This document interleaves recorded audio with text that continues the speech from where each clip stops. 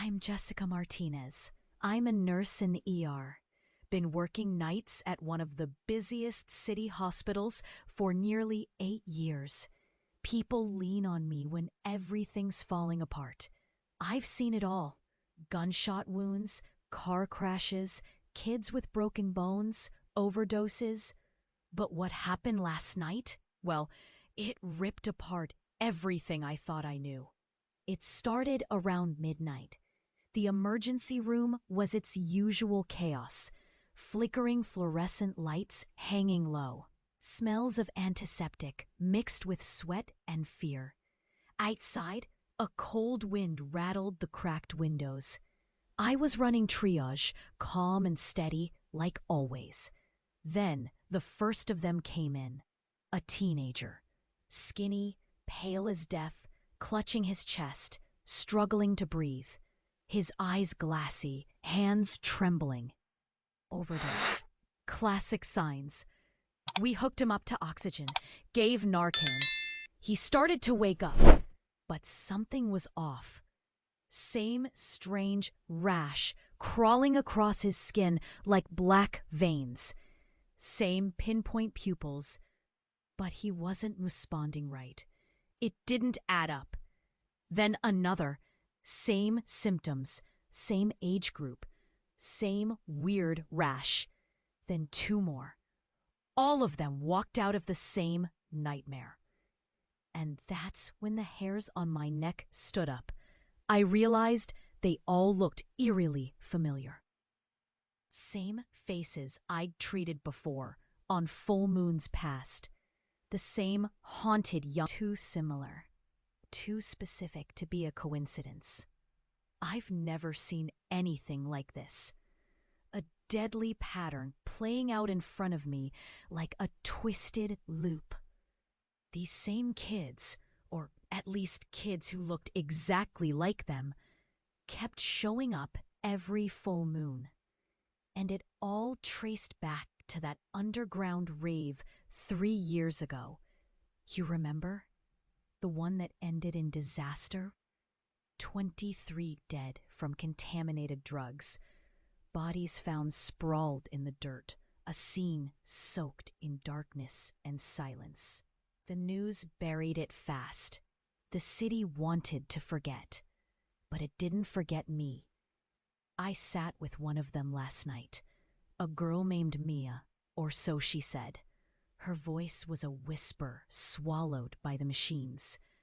Her chest rose and fell like slow waves, but her eyes held something impossible. Desperation mixed with relief, like she was begging me. I wanted to reach out, to save her, but something inside me cracked. A fear that we were all caught in something bigger than this hospital, bigger than anything I understood. The other nurses glanced at me, their faces tight with worry. "Jess, you okay?" one whispered, but I couldn't answer. I felt my hands tremble, my throat tighten, like I'd swallowed a lump of ice. I don't know how to explain it. These kids weren't just patients. They felt like echoes. Trapped souls replaying the same nightmare, stuck between life and death. Between the cold pavement of that forgotten rave and the stark walls of this ER. And me? I don't think I'm just a nurse anymore. I'm caught in their story now, tangled in the pulse of every full moon that drags them back through my doors. Last night changed everything. It shattered the thin line I held between what's real and what's not. I'm telling you this because I'm scared. Scared I won't break the cycle. Scared it might pull me under too.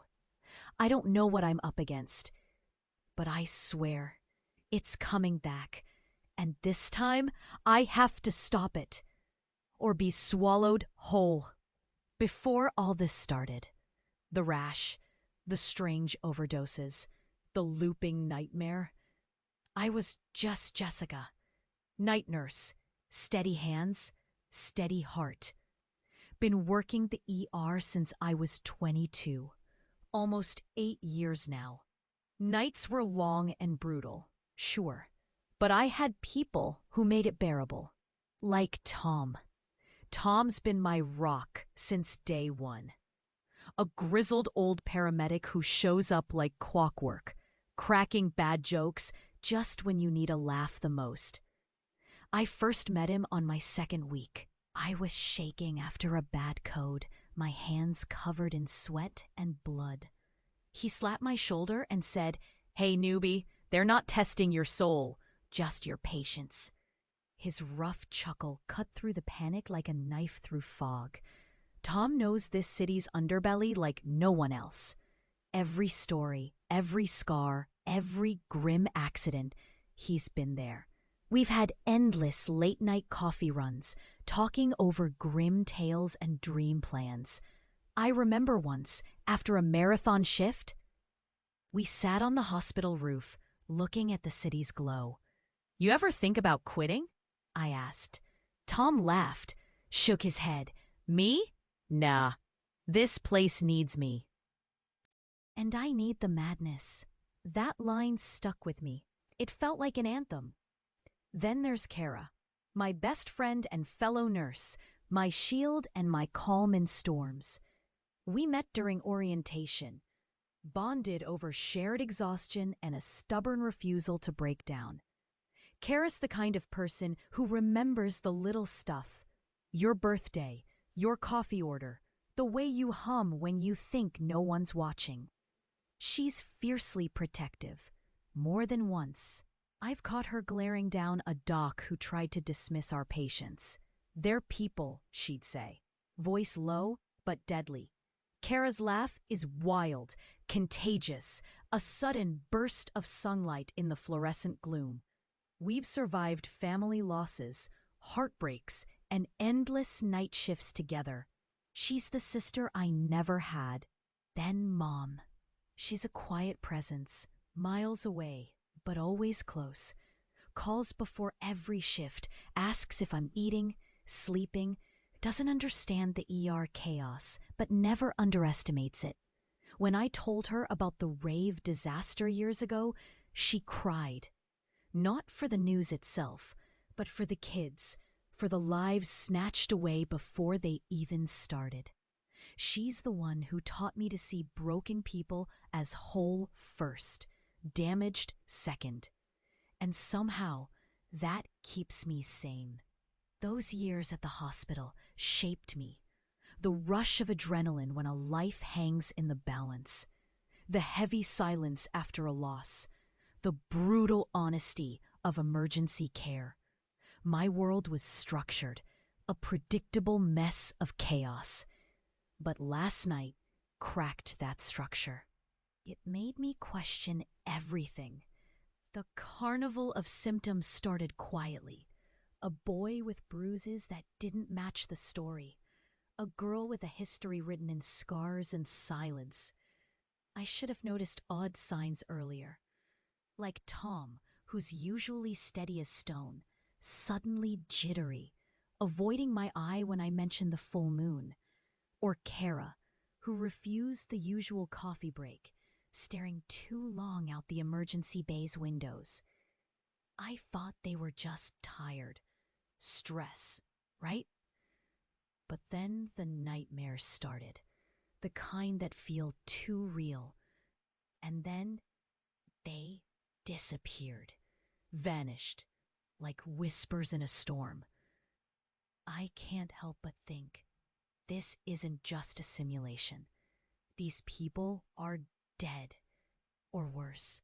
Night shifts, they bruised us all down to bone. But looking back, those little cracks were warnings, silent alarms. I'm haunted by Mia's whispered name, and by the faces, familiar, impossible, like ghosts caught in a broken record. And by Tom. Yesterday, he stumbled during a code, his hands trembling while he prepped the drugs. I caught him after. He swore it was nothing. But his eyes flickered with a fear he didn't say aloud. Kara noticed too. She gave me a look, sharp, questioning. Something's wrong inside this team. inside this place. I keep thinking, did I miss the signs? Were those warnings sewn in the cracks between shifts? In the tired smiles? In silence, filling the spaces where words should have been? I'm afraid that even the people I trust most are caught deeper in this than I can see. And that terrifies me, because if the nightmare lives inside them too, what chance do I have of stopping it? I was going through the supply room yesterday, just looking for more gloves, and I found this envelope shoved behind some old patient files. It wasn't supposed to be there. It wasn't labeled, and it was thick. Felt heavier than just papers. I ripped it open, hands shaking before I even saw what was inside. Photos, documents, notes, all about Tom. At first, I thought it was some kind of joke, like a prank someone left behind. But no, these were real. Real enough to freeze my blood. One photo showed him younger, at least 10 years ago, but barely recognizable. That wasn't the Tom I knew. The eyes were sharper, harder, colder. Another was a medical report that didn't have his name, but the details matched. A story about a man who disappeared after some big scandal that sounded exactly like the grim stories Tom told me about others, but never himself. Then there was a letter, a signed confession, or something like it. Written by him, at least the handwriting looked the same. Talking about leaving a dark past behind, changing his name, cutting ties. A past that involved things I'd never even imagined.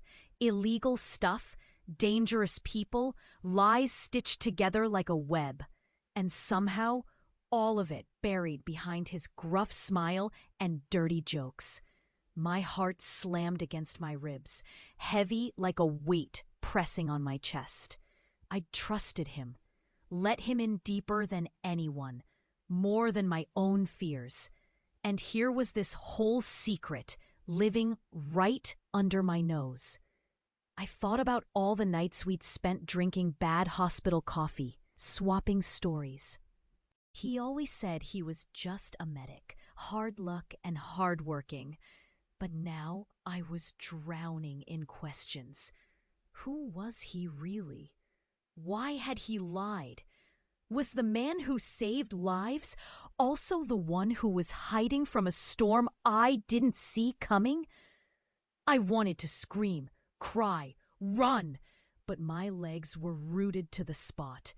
I looked around that dusty storage room, the flickering light bulb buzzing, like I was in one of those awful memories I'd tried to forget. The smell of cleaning chemicals and stale sweat mixing with panic. I grabbed my phone, tried to reach him.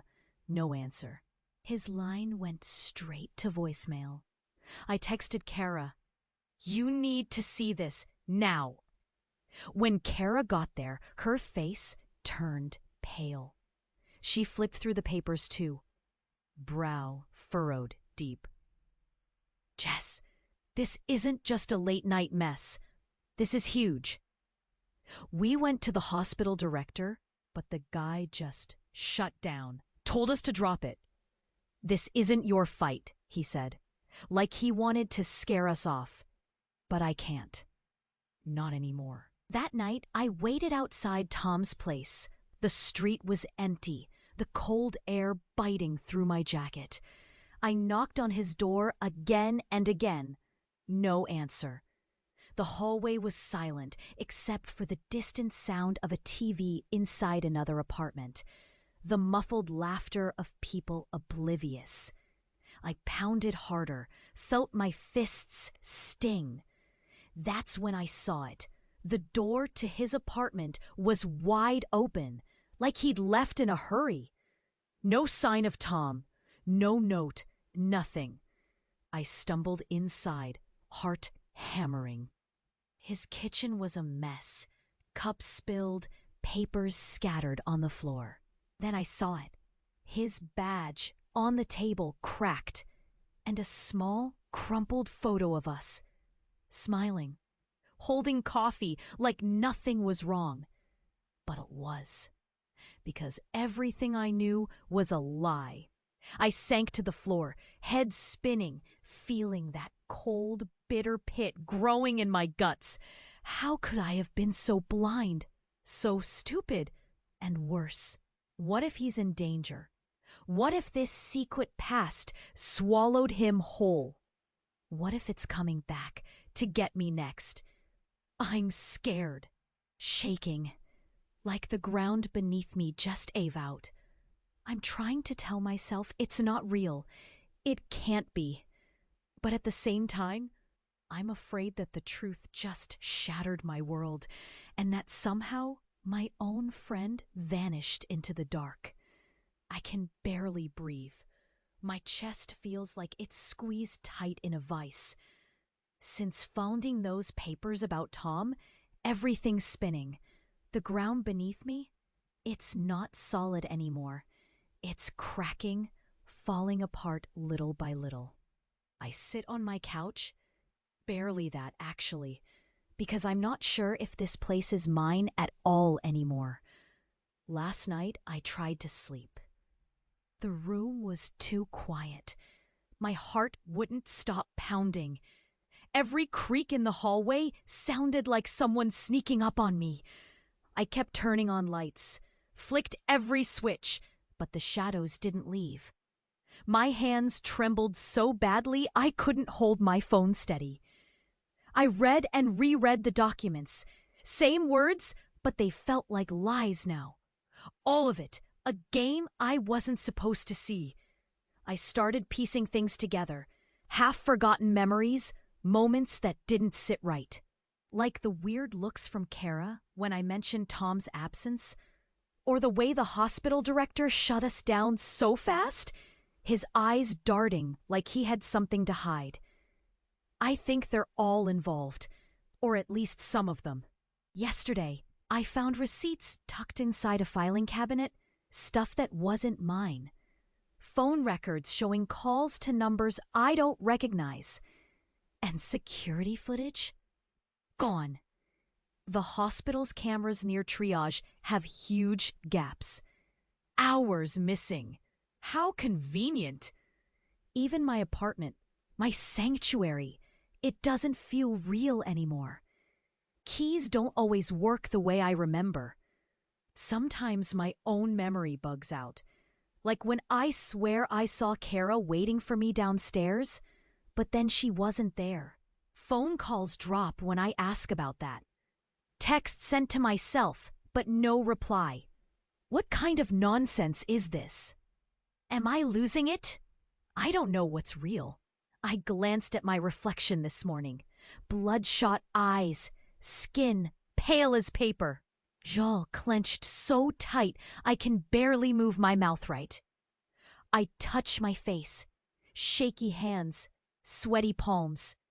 Every day, the panic wells up like a wave ready to drown me.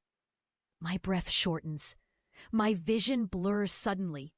I collapse on the bathroom floor, chest heaving like I just ran a marathon. I can't explain it. This tight cage crawling inside my rib cage. It's like something terrible is trying to squeeze the air out of me. I started writing notes to myself. Jumbled scribbles on scraps of paper. Names, dates, bits of conversations I overhear, and things I can't trust. I'm trying to stay sharp, trying not to forget who I am. Because what if tomorrow I wake up and even that is a lie? I called Kara last night. Her voice was low, tight, with something, fear, disgust. She warned me not to dig too deep. Said, Jess, you don't want to burn this bridge. What bridge? I thought we had each other's backs. Now, I'm not so sure. The truth is, someone is watching me. I can feel it like cold eyes on my neck. Strangers on the street linger just a second too long. Cars slow when I pass. Once, a man in a dark coat followed me home and disappeared down an alley when I turned around. My legs shook so hard, I stumbled up to my door like a drunk. Tom's apartment? It's empty, but I found a receipt for a storage unit under his name miles away. I'm not sure when I'll be brave enough to go inside. What if it's another trap? I'm drowning in questions with no answers. The people I trusted may be lying, may be hiding, may be lying to themselves. And what about me? How do you fight against shadows you can't see? Last night I stared at the ceiling for hours, heart pounding in the thick dark. I whispered Mia's name, hoping for a sign, anything. Then my phone buzzed. No caller ID. I froze, scared to answer, scared not to. I'm so tired, but I can't sleep. Something's coming. And if I don't stop it, if I don't stop them, I don't know what'll happen next, but I'm pretty sure it won't be good. And this time, I might not get to run. I'm scared, really scared, but I'm still here, for now. And that's all I've got. Last night was something else. It started as usual, me pacing the hospital halls, trying to quiet the fire in my chest, when suddenly the lights all flickered.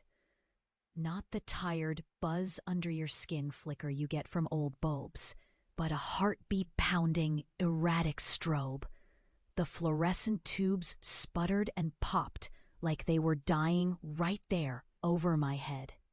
And without a sound, the emergency room went dead silent. No machines beeping, no chatter, not even footsteps. I froze. My breath caught in my throat like someone punched me. That oppressive silence. It was thick, heavy, like it was pressing against my lungs, squeezing the air right out. And then Tom appeared, but not how I'd seen him before.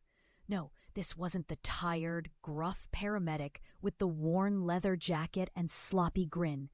This Tom was different. His eyes were black holes. Empty, yet burning with something ancient, nothing human.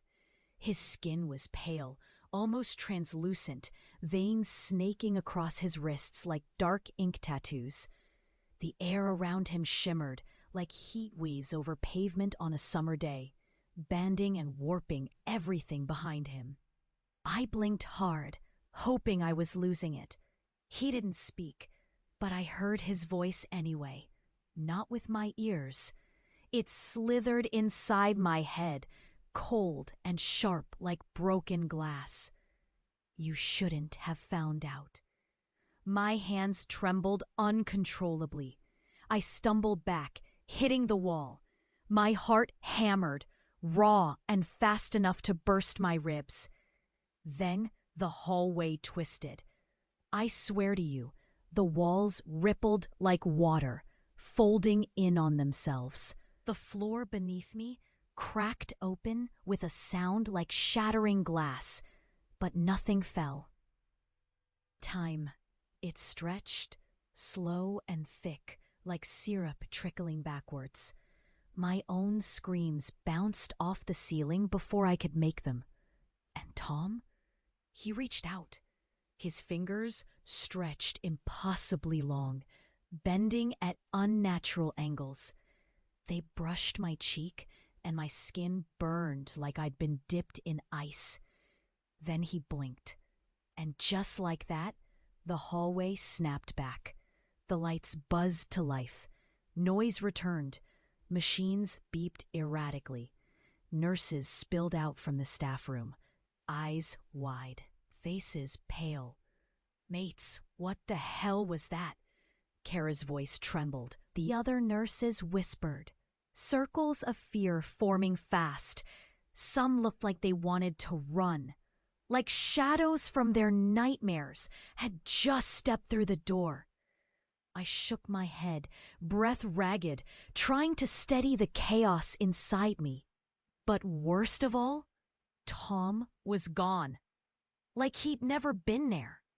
Except for the fading cold on my skin where his fingers touched.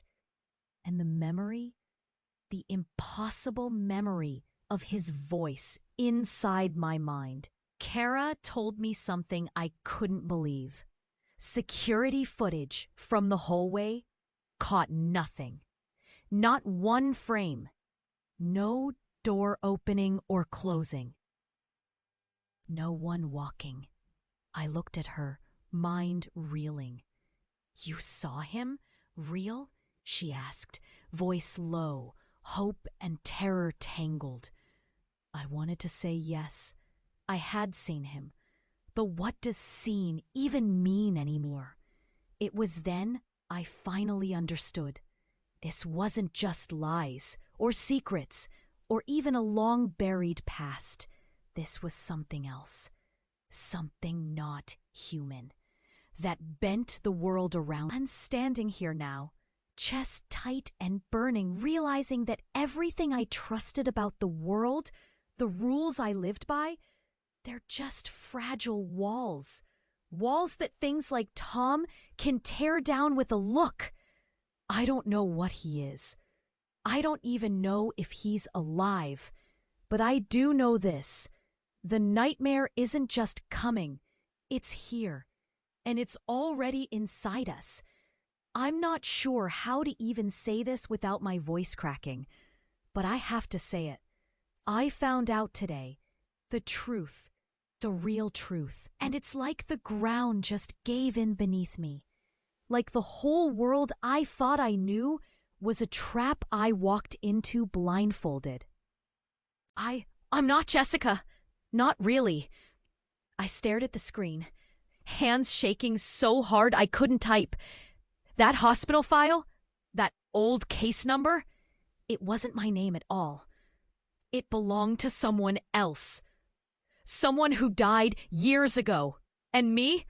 What I thought was my past, my family, my memories, it's all been faked. Manufactured, programmed. There's this project. They called it Phoenix. Some crazy experiment where they took people, or what was left of them, and reassembled their minds in a digital space. Like a simulation. Like a lab rat's world, only I was the rat and the scientist, all at once. I keep hearing Tom's voice in my head again, but not like before. Now I know. He wasn't hiding from a bad past. He was hiding me, protecting me, or maybe locking me in. They say I'm dead, actual dead, cold body gone years ago. But my mind, my twisted, fragile brain was saved and stuck inside this endless loop. This fake life full of late-night shifts, flashing lights, the same faces coming and going. The kids with their poison, the rage, the darkness. It was a test, a trap, or maybe just some cruel joke. And Kara? She's not real either. Just a voice in the code, reacting the way the programmers want. The hospital, a set piece. The ambulance rides and cries. All simulations to keep me spinning, hooked. I wanted to scream, tried to slam my fists against the walls. But there aren't any walls. Just endless, shifting corridors. I'm trapped inside my own head. My heart pounds like it's cracking my chest open. My throat's raw, and tears burn my eyes, even though I want to be numb. Who am I if not Jessica? If all those years, breaking my back saving strangers, if all those moments felt so real, and they weren't? I feel hollow, like a ghost playing dress-up in someone else's skin. And then the cruelest part, Tom, the one person I trusted most, the man who made it all bearable. He's the one who put me here, Why? Because he cared? Because he wanted to give me a chance? Or because he knew horrors would spill if I ever woke up to the truth? His letter wasn't just a confession, it was a warning. He begged me not to dig deeper, begged me to stay safe. But I think he was scared. Scared of what happens when you face the abyss. Scared that I couldn't handle the real world because it's broken beyond repair. I look around this endless hospital hallway in my mind, and I see it flicker. The walls glitch and crack, showing me the wires holding everything together. Digital strings pulling my strings. I'm a puppet, a ghost in a machine. And the nightmare wasn't outside. It's me. So now I'm left with this impossible choice. Stay here, trapped forever in this false life, this loop of agonizing half-truths and whispers. Safe, numb, but dead inside. Or break the code, break the program, even if it means tearing myself apart, losing what little I am, and falling into nothing. Part of me wants to run screaming into the void. The other part, it's small, stubborn, and screaming to be real, to be free. I don't know which is worse. I don't know what comes next. I do know this. I can't stay a ghost in this hospital forever. Not if I want to find out who I really am. Not if I want to stop whatever shadow is pulling all this together. Not if I want to survive, or finally maybe die for real. I'm standing in the middle of that endless hallway again, only this time, something's different. The air feels thick, like it's pressing down on my chest, clawing the breath away. The walls pulse, breathing in and out, alive and waiting. And in front of me, 2 doors. One door leads to her, Mia, and the others. The kids who keep coming back, the ghosts caught in this loop. If I shut that door, lock it tight, I can save myself. Step out of this nightmare, fade away from the endless cycle. But it means leaving them behind, forever. Trapped in this digital hell, where they're stuck to suffer, powerless, dying over and over, their faces swarming in my head, shouting silently. I can't hear their voices, but I feel their pain like a fire in my bones. Closing that door is a death sentence for them, for every scared kid begging for help beyond this loop. The other door, it's darker. It pulses with something raw and cold. It means truth. The brutal, ugly truth that eats away your soul. If I choose that path, I'll rip myself open, lose the last shards of me that feel human. I'll dive deeper into this broken code, let the nightmare inside me grow and devour what's left of Jessica. I'll become something else, this shadow that's already started to creep into my mind. A monster bound to this limbo. Maybe the key to freeing the others, or maybe the thing that ends us all. I'm stuck, trapped between ruin and ruin. My hands shake. I thought I knew what fear was. But this is different. It's not just fear. It's the kind of pain that locks your throat, crushes your ribs, makes your skin crawl like it's crawling with ants. It's turning me inside out. A beast gnawing through my chest, dragging me apart. I think of Tom, gone but never really gone. His warning, his lies. Was he protecting me or using me? And Kara, if I choose wrong, will I ever see her again? Or am I dooming her to vanish like smoke? I feel my throat tighten just thinking of losing both of them. The voices are growing. Whispers, screams, pleas, tangled with the cold, slithering voice that told me to stop digging. I can almost hear it. Let it go, Jessica. Choose peace. I want peace desperately, but I want to breathe easier than this cage allows. Breathe free. A flicker in the shadows. The hospital flickers, dissolves, glitches like a dream breaking apart. The floors crack beneath my feet, and the cold reaches in again, touching my skin like fingers made of ice.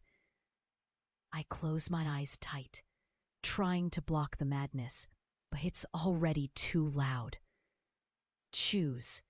The voice comes from nowhere and everywhere, cutting into my skull. I swallow the lump choking me.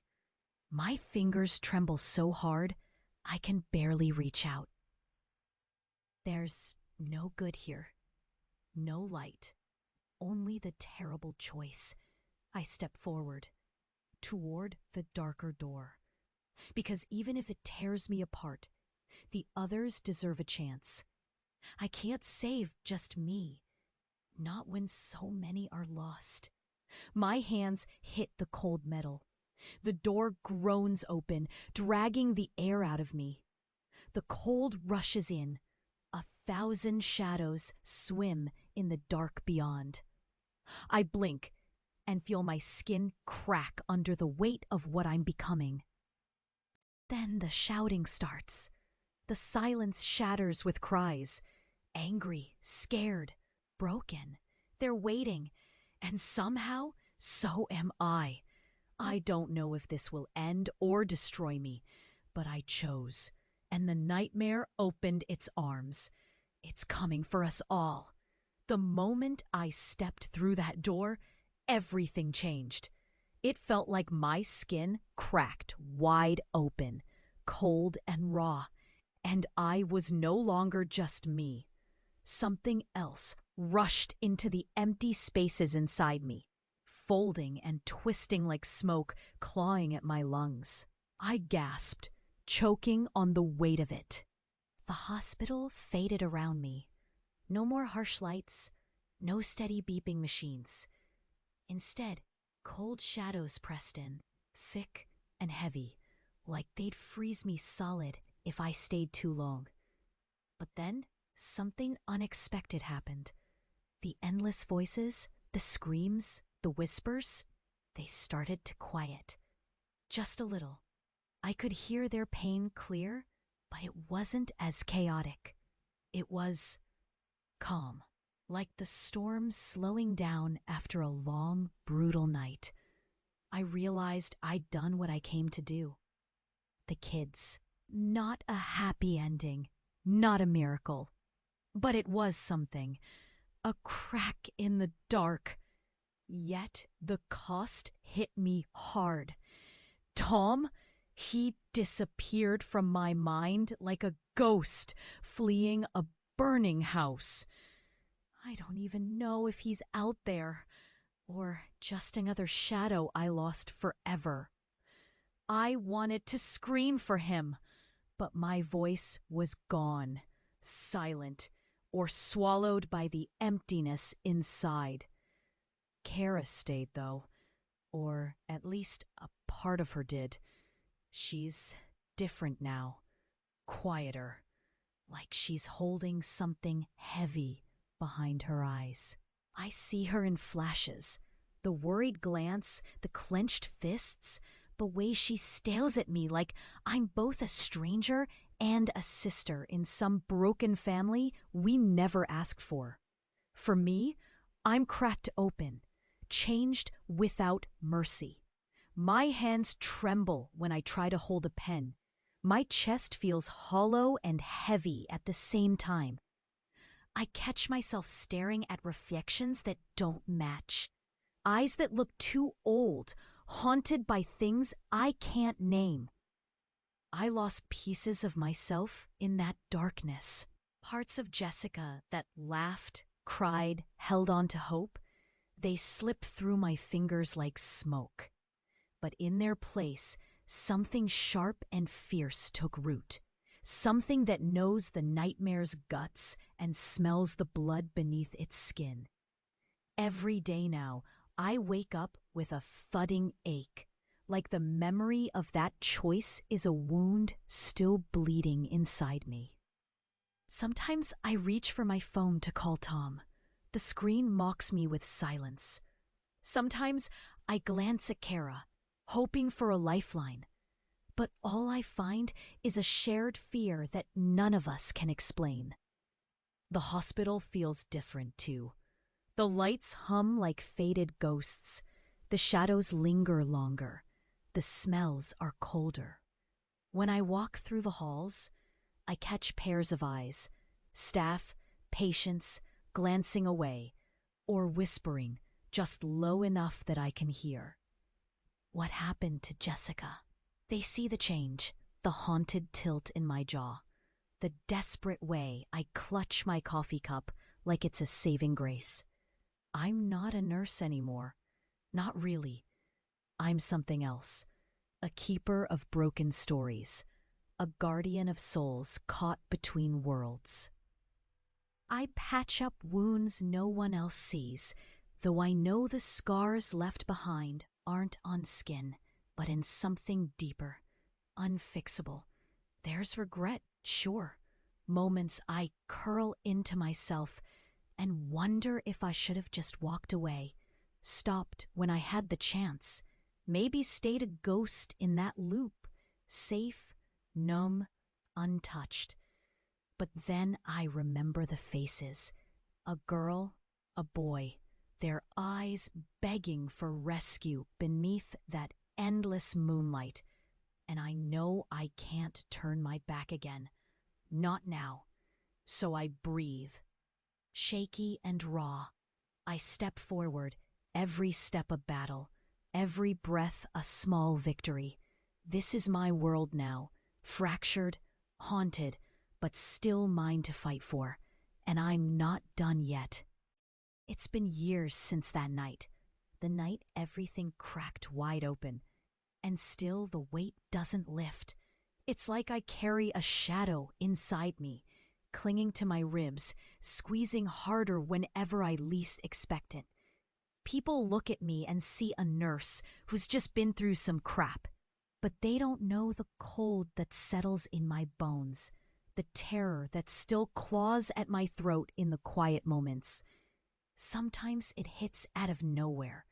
Like last week, I was walking down the street, the city buzzing with its usual noise, sirens wailing in the distance, tires screeching, voices buzzing like flies.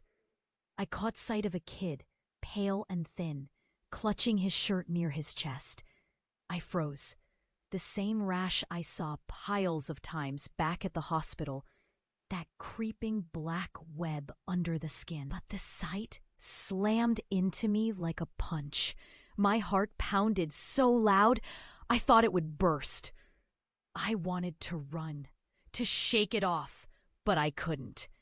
Because that kid, however scared or broken, reminded me that thread of darkness never truly cuts loose.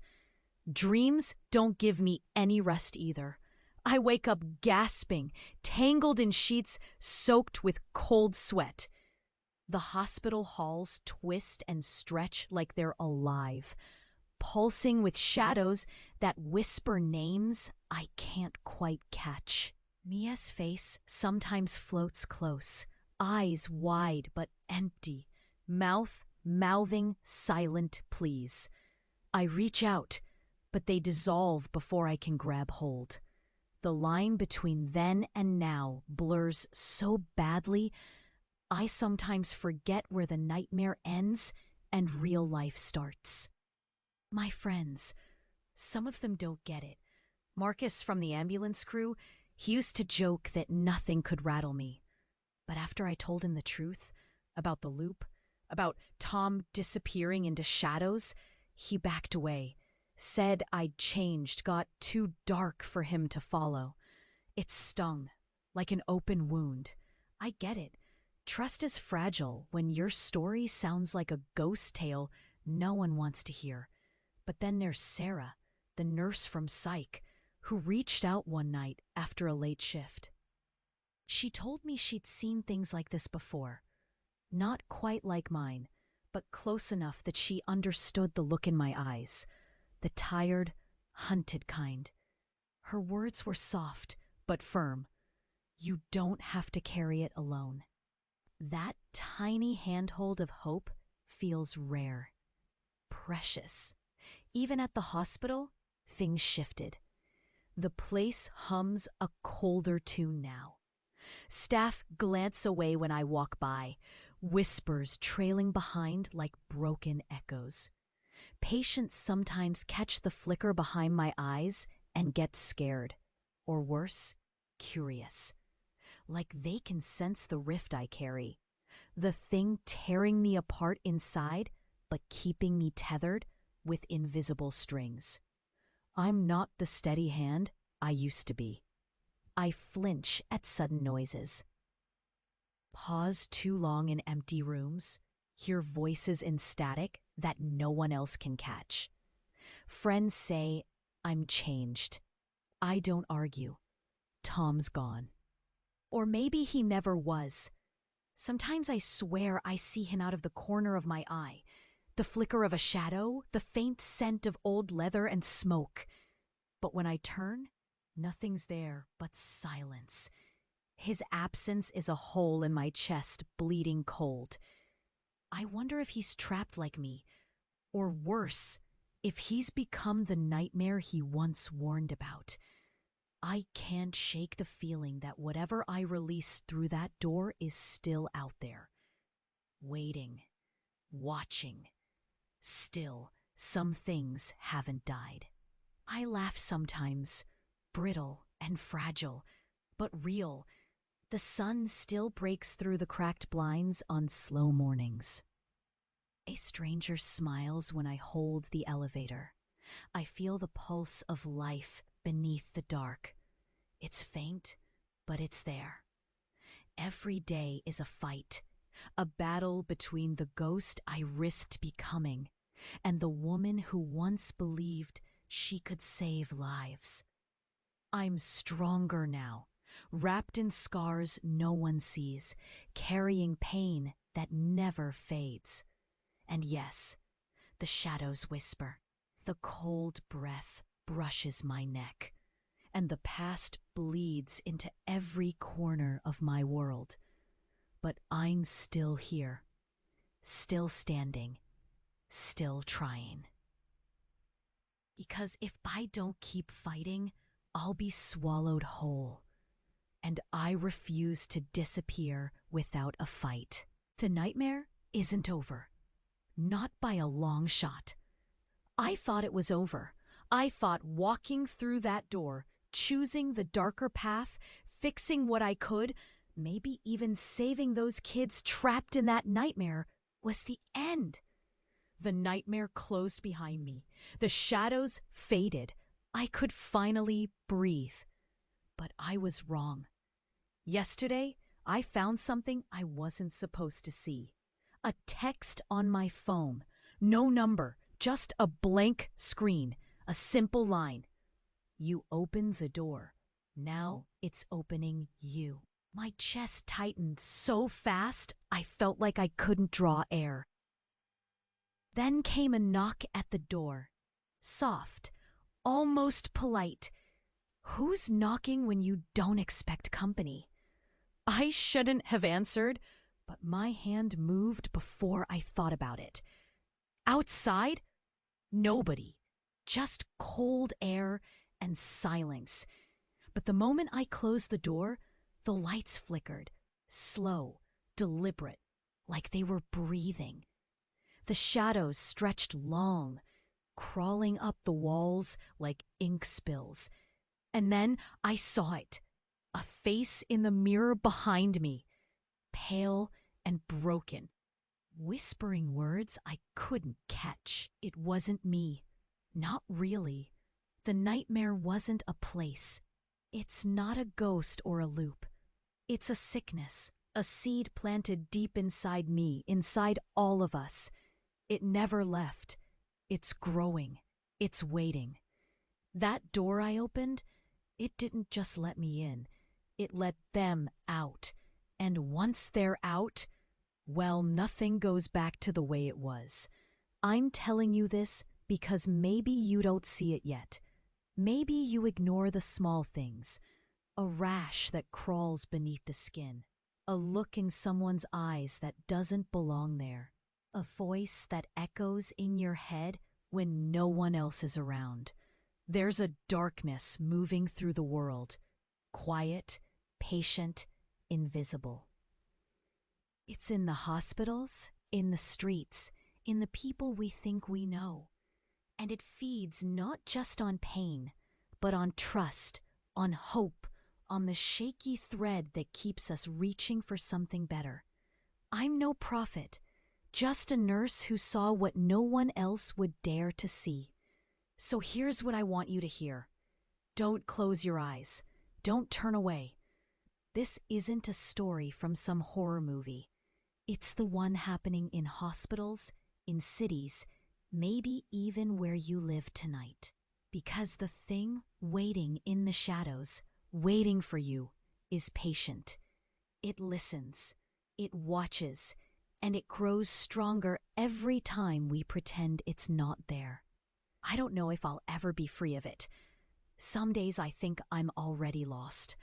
But whatever happens next, you need to be ready. Watch the signs. Trust your gut when it screams. Look harder at the familiar faces in your world. Because the nightmare doesn't just knock. Sometimes it walks right through your front door, wearing the face of someone you love. And when that happens, well, you won't even know it's real until it's too late. So please, keep your eyes open. Because this story, it's not just mine. It could be yours. Right now, right there, waiting and waiting. I'm still here, still fighting. But the truth, the nightmare, it never really ends.